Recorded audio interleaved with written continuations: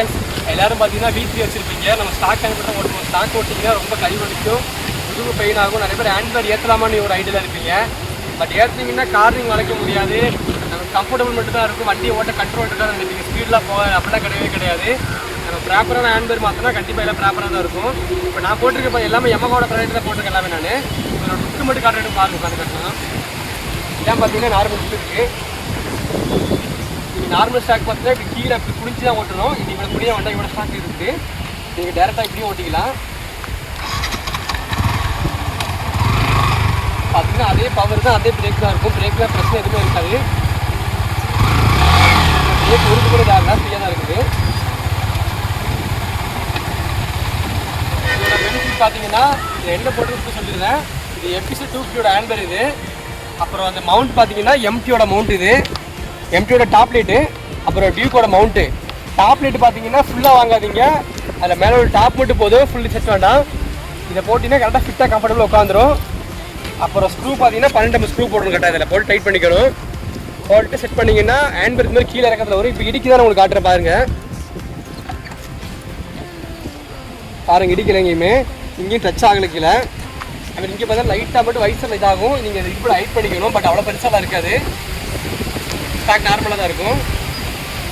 அதுமாதிரி ஓட்டுறதுக்கு கம்ஃபர்டபுள் சூப்பராக இருக்கும். நீங்கள் கார்னிங் வளைக்கிறது வண்டியோட எல்லாமே V3 மாதிரி தான் ஃபீல் ஆகும். ஒரு பிரச்சனை உங்களுக்கு இருக்காது. ஸ்டார்ட் பண்ணி காட்டுற பாருங்க.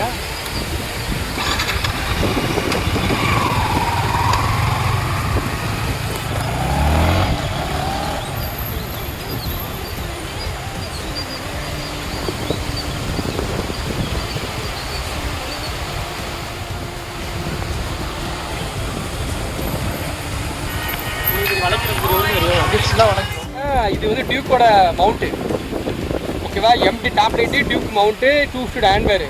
இதெல்லாம் போட்டுனா தான் நீங்கள் கரெக்டாக கிரிப்டாக உட்காரதில்லை. நிறைய பேர் போடுவீங்க. பட் நல்லா தெரிஞ்சுக்கணும். R15 V3 வாங்கினீங்கன்னா, V3 VSலாம் வாங்கினீங்கன்னா MTயோட டாப் லைட் பார்த்தீங்கன்னா வெர்ஷன் 1 தான் வாங்கணும். செகண்ட் வாங்கக்கூடாது. V4க்கு பார்த்தீங்கன்னா அது வந்து MTயோட வெர்ஷன் 2 வாங்கிக்கணும். நல்லா பார்த்துக்கணும். வாங்கிட்டீங்கன்னா உங்களுக்கு கம்ஃபர்டபுளாக ஃபிட்டாக உட்காரும். நீங்கள் இதில் மொபைல் ஓட்டு மாட்டிக்கலாம். என்னோட பாதி காணாமல் போயிடுச்சு போகிறதுல.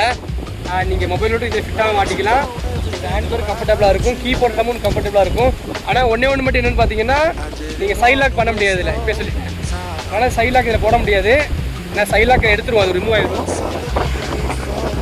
நீங்கள் சைட் லாக் போல டிஸ்க் லாக் தான் மாட்டிக்கணும். ஆனால் சொல்லிட்டேன், சைட் லாக் போட முடியாது. மிச்சப்படி பார்த்தீங்கன்னா வண்டி நல்லா கம்ஃபர்டபுளாக இருக்கும். நீங்கள் சைட் லாக் போட்டாலும் இந்த காலத்தில் உடச்சிருவாங்க, ஈஸியாக உடச்சி எடுத்துகிட்டு போயிடுவாங்க. இப்படியே நீங்கள் ஆனால் டிஸ்க் லாக் வாங்கிக்கிங்க. ஒரு 150 200 அவ்வளோதான். வேறு எதுவும் பெருசாலாம் இருக்காது. மிச்சப்படி பார்த்தீங்கன்னா லுக்கு நல்லா கம்ஃபர்டபுளாக இருக்கும். நாய்ஸ் ஃபைனலாக பார்த்தீங்கன்னா இதான் லுக் அதோடது. லுக் எது அடி வாங்க பாருங்கள். நான் ஸ்டாக்கு நார்மலாக போடுற வீடியோ இப்போ நான் மார்க்கெட்டில் பாருங்கள். உங்களுக்கு கம்ஃபர்டபுளாக தான் இருக்கும். உட்காந்து காட்டுற பாருங்கள். இப்படி உட்காந்து ஓட்டுறப்போ லுக் அதிகமாக இருக்குது. அவ்வளோ வயசு இடிக்கலை, லைட்டாக தான் இருக்குது. நீங்கள் வயசுலாம் இல்லை ஏற்றிக்கலாம், பிரச்சனை கிடையாது. நான் கார்னிங் வளைச்சி காட்டின ஃபுல்லாகவே நல்லா நீட்டாக தான் வளைச்சி நான்